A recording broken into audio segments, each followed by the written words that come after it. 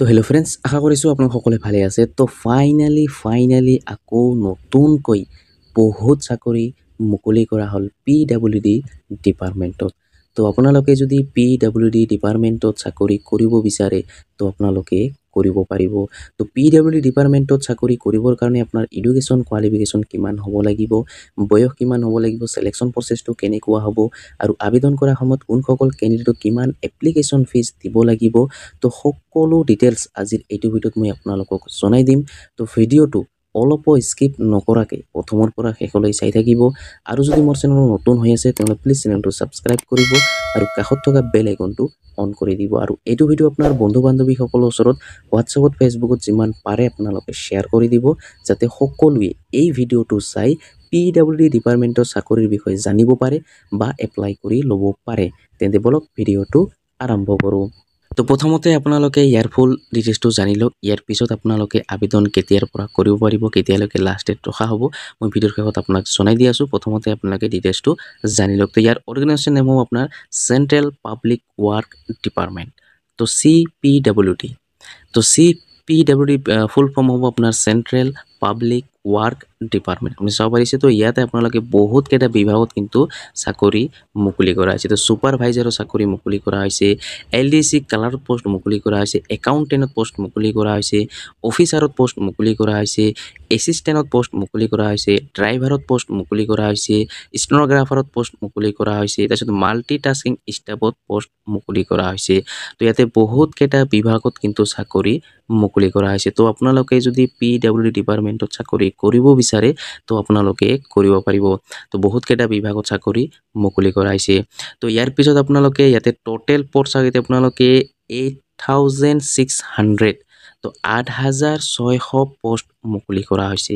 তো বহুত চাকৰি মুকলি কৰা হৈছে। তো আপোনালোকে যদি চাকৰি কৰিব বিচাৰে তো আপোনালোকে কৰিব পাৰিব। 8,600 পোষ্ট ইয়াতে মুকলি কৰা হৈছে।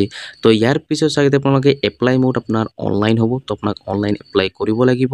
তাৰপিছত চাগে আপোনালোকে ইয়াতে অল ইণ্ডিয়া কেণ্ডিডেটে কিন্তু ইয়াতে এপ্লাই কৰিব পাৰিব, মেল ফিমেল দুটাই।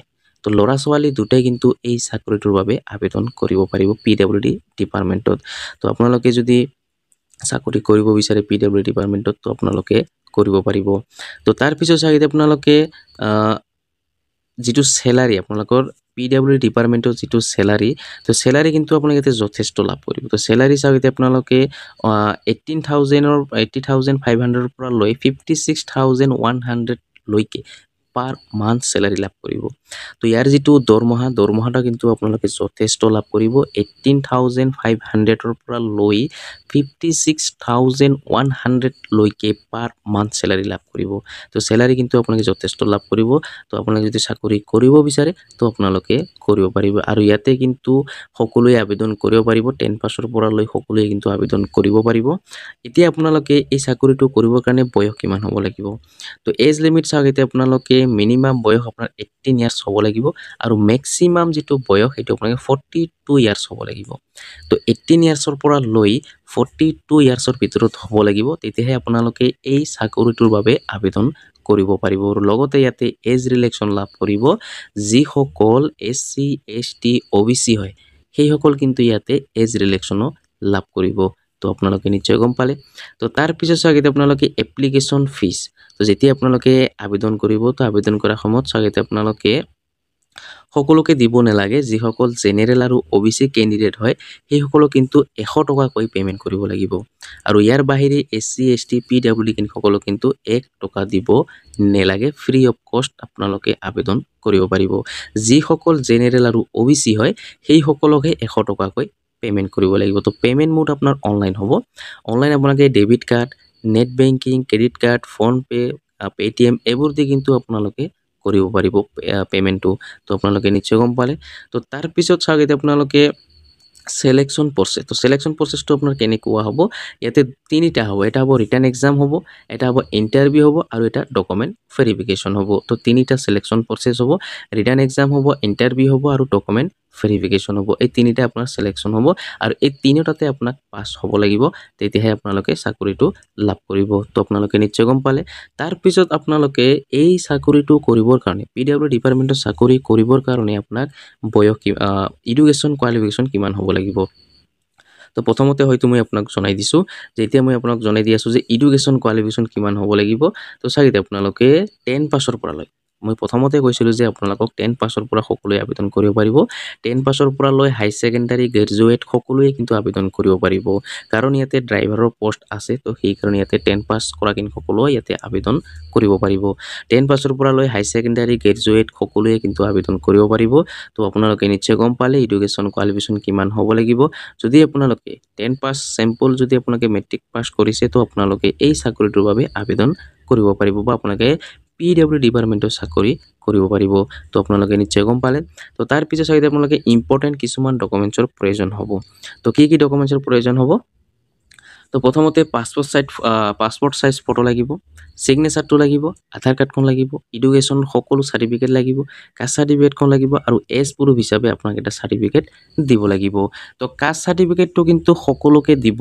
নেলাগে যিসকল জেনেৰেল হয় সেই সকলক কিন্তু দিব নেলাগে তো জেনেৰেল কেণ্ডিডেট সকলৰ বাহিৰে SC ST OBC সেই সকলক কিন্তু কাষ্ট সাৰ্টিফিকেটৰ প্ৰয়োজন হ'ব আৰু কাষ্ট সাৰ্টিফিকেট যেটো দিব এটো আপোনাক ডিজিটেল দিব লাগিব অফলাইনটো নহয় আপোনাক ডিজিটেল কাষ্ট সাৰ্টিফিকেটখন দিব লাগিব তো এজ প্ৰুফ হিচাপে আপোনালোকে ইয়াতে পেন কাৰ্ড দিব পাৰে বা বাৰ্থ সাৰ্টিফিকেটখন আপোনালোকে দিব পাৰে তো আপোনালোকে নিশ্চয় গম পালে আৰু লগতে কিন্তু ইয়াতে এটা বায়োডাটা ৰিজুমৰ এটা প্ৰয়োজন হ'ব ৰিজুমো কিন্তু আপোনাক দিব লাগিব তো আপোনালোকে নিশ্চয় গম পালে তো এতিয়া আপোনালোকে চাওক যে হাউ টু এপ্লাই ইয়াতে আপোনাৰ এপ্লাইৰ বিষয়ে আপোনাক ইয়াতে জনাই দিয়া হৈছে তো এতিয়া মই আপোনালোকক ইম্পৰ্টেণ্ট যেটো ডেট কেতিয়াৰ পৰা আবেদন আৰম্ভ হ'ব কেতিয়ালৈকে লাষ্ট ডেট ৰখা হ'ব সেই ইম্পৰ্টেণ্ট যেটো ডেট সেই ডেটটো মই আপোনালোকক জনাই দিয়া আছোঁ তো ইম্পৰ্টেণ্ট ডেট চাওক এতিয়া আপোনালোকে বৰ্তমান আপোনালোকে আবেদন কৰিব নোৱাৰিব তো এইটো আবেদন আৰম্ভ হ'ব মে মাহৰ পৰা তো বেছি দিন সময় নাই তো কেতিয়া আৰম্ভ হ'ব কোন তাৰিখে আৰম্ভ হ'ব এইটো কিন্তু তাৰিখটো দিয়া নহয় দিয়া হোৱা নাই জাস্ট এইটো মাহটোহে দিয়া হৈছে যে মে মাহৰ পৰা আবেদন আৰম্ভ হ'ব তো ফাৰ্ষ্ট উইকৰ পৰা হ'ব পাৰে বা আপোনাৰ লাষ্টৰ ফালৰ পৰা হ'ব পাৰে তো ইয়াতে কিন্তু লাষ্ট ডেটটো দিয়া হৈছে যে মে মাহলৈকে কিন্তু লাষ্ট ডেট ৰখাব তো এতিয়াতে এটা বুজা যায় যে ইয়াতে মে মাহৰ প্ৰথম উইকৰ পৰাই হয়তো আবেদন আৰম্ভ হ'ব কাৰণ ইটো যেটো শৰ্ট নোটিফিকেশন আহিছে ফুল নোটিফিকেশনটো এতিয়ালৈকে অহা নাই তো ফুল নোটিফিকেশন দি সকলো ডিটেইলছ জনাই দিয়া থাকে কিন্তু শৰ্ট নোটিফিকেশনত কিন্তু দিয়া নাথাকে তো ফুল নোটিফিকেশনটো এতিয়ালৈকে অহা নাই আৰু যেতিয়াই আবেদন আৰম্ভ হ'ব মই ভিডিও বনাই মই আপোনালোকক জনাই দিম কেনেকৈ আবেদন কৰিব কেনেকৈ ৰেজিষ্ট্ৰেচন কৰিব কেতিয়ালৈকে লাষ্ট ডেট ৰখা হ'ব মই ভিডিও বনাই মই আপোনালোকক জনাই দিম তো বৰ্তমান কিন্তু আপোনালোকে আবেদন কৰিব নোৱাৰিব এটো মে মাহৰ পৰা আবেদন আৰম্ভ এটো এপ্ৰিল মাহ চলি আছে তো বেছি দিন নাই এপ্ৰিল মাহ তো মে মাহৰ পৰা আপোনালোকে আবেদন কৰিব পাৰিব তো যেতিয়াই আবেদন আৰম্ভ হ'ব মই ভিডিও বনাই মই আপোনালোকক জনাই দিম তো আপোনালোকে যদি চেনেলটো সাবস্ক্ৰাইব কৰা নাই তো সোনকালে মোৰ চেনেলটো সাবস্ক্ৰাইব কৰি কাষত থকা বেল আইকনটো অন কৰি দিব কাৰণ যেতিয়া ভিডিওটো আপলোড কৰিম সবৰ প্ৰথম আপোনালোকে চাব পাৰিব আৰু সবৰ প্ৰথম আপোনালোকে এপ্লাই কৰিও ল'ব পাৰিব তো আপোনালোকে নিশ্চয় গম পালে তো এতিয়া আপোনালোকে আবেদন কৰিব নোৱাৰিব তো যেতিয়া ফুল নোটিফিকেশন আহিব যেতিয়া আবেদন আৰম্ভ হ'ব মই ভিডিও বনাই মই আপোনালোকক জনাই দিম তো আপোনালোকে নিশ্চয় গম পালে তো মই ভিডিওটো এডভান্স বনোৱাৰ উদ্দেশ্য এটাই যে আপোনালোকে ৰেডি হৈ থকাত আপোনাৰ সুবিধা হ'ব কাৰণ ইয়াৰ যেটো সিলেকশন প্ৰসেস আপুনি নিশ্চয় গম পালে ৰিটাৰ্ন এক্সাম হ'ব ইন্টাৰভিউ হ'ব আৰু ডকুমেন্ট ভেৰিফিকেশন হ'ব তো তিনিটা আপোনাৰ হ'ব তো সেই কাৰণে আপোনালোকে যিবোৰ ডকুমেন্টছ সেইবোৰ আপোনাৰ কিবা যদি ভুল হৈ আছে সেইবোৰ আপুনি খুদৰণি কৰি ৰাখি থৈ দিব আৰু আপোনাৰ ইন্টাৰভিউ হ'ব তো আৰু আপোনাৰ ৰিটাৰ্ন এক্সাম হ'ব তো আপোনালোকে নিশ্চয় গম পালে তো সেই কাৰণে আপোনালোকৰ সুবিধাৰ কাৰণে মই ভিডিওটো এডভান্স বনাই দিছো তো আপোনালোকে টেনচন কৰিব নালাগে যেতিয়া আবেদন আৰম্ভ হ'ব মই ভিডিও বনাই মই আপোনালোকক জনাই দিম তো আপোনালোকে নিশ্চয় গম পালে তো আজিৰ ভিডিওত ইমানেই আশা কৰিছো ভিডিওটো ভাল লাগিছে যদি ভিডিওটো ভাল লাগি থাকে তেনতে লাইক কৰিব